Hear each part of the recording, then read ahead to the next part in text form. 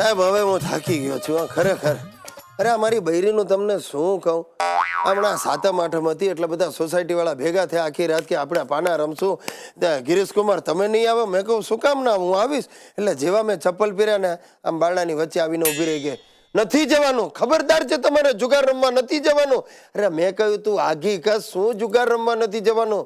મહાભારતમાં યુધિષ્ઠિર પણ જુગાર રમ્યા હતા, એ યાદ રાખજે. તો મને કે તમે પણ યાદ રાખજો, દ્રૌપદીને 5 પતિ હતા.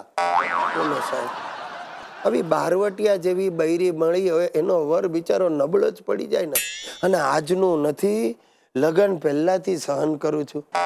અમારા લગ્ન નહોતા થયા ને ત્યારે મેં સુશીને કહ્યું કે આપણે લગ્ન કરીને ભાગવું છે કે ભાગીને લગ્ન કરવા છે? તેણે મને શું જવાબ આપ્યો ખબર છે? મને કે ગિરીશ તમે મને કહો તમારે મારી મમ્મીના ફાટેલા ચપ્પલથી માર ખાવો છે કે ચપ્પલ ફાટી જાય ત્યાં સુધી માર ખાવો છે? અરે આબા હવે સુશી તને જે બનાવવું એ ઠીક લાગે બનાવતું, મૂક, આ પ્રોગ્રામ ચાલુ થઈ ગયો. સોરી મિત્રો, મારા ભાઈ બંધો એ મારું ઘરેણું છે, એક થી ચડિયાતા રત્નો છે.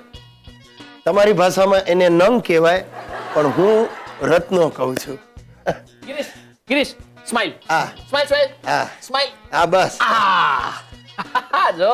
શું વાત છે, હાઈ ક્લાસ લઈ આવ્યો નવો ફોન? ના ભાઈ ના, ભાઈબંધો છે. એ તારી પાસે ક્યાંથી આવ્યો? અરે કેટલા દિવસથી મારી પાછળ પડી ગયો તો કે લુકેશ તું મારો ફોન નથી ઉપાડતો, ફોન નથી ઉપાડતો. કાલે ચાન્સ મળ્યો તો ઉપાડી લીધો. આ રત્ન શું ભાઈ ગઈકાલે કેમ ઓફિસમાં ગુટલી મારી? અરે ભાઈ સાસુની સેવામાં છું, બાબો આવવાનો છે ને. હે અલા તારી 65 વર્ષની સાસુને બાબુ આવવાનો? અરે એમ નહીં ભાઈ, મારો સાળો બાબુ આફ્રિકાથી આવવાનો છે. અરે પણ એમ બોલ ને યાર. એને લેવા એરપોર્ટ જવું છે. બસ. ગાડીની ચાવી આપ ને. નથી ભાઈ, ગાડી તો ગેરેજમાં આપી છે ને સર્વિસ માટે. ઓ અચ્છા, તો કઈ વાંધો નહીં, મને ગેરેજનો એડ્રેસ આપ, હું ડિલિવરી લઈ લઈશ અને કેટલા પૈસા ચૂકવવાના છે એ કહી દે.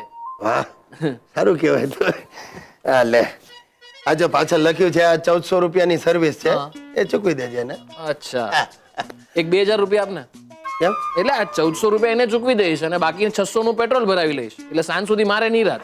અરે લુકેશ, આલા ગાડી મારી તારા શાળાને લેવા તું જાય અને પેટ્રોલે મારે જ ભરાવાનું?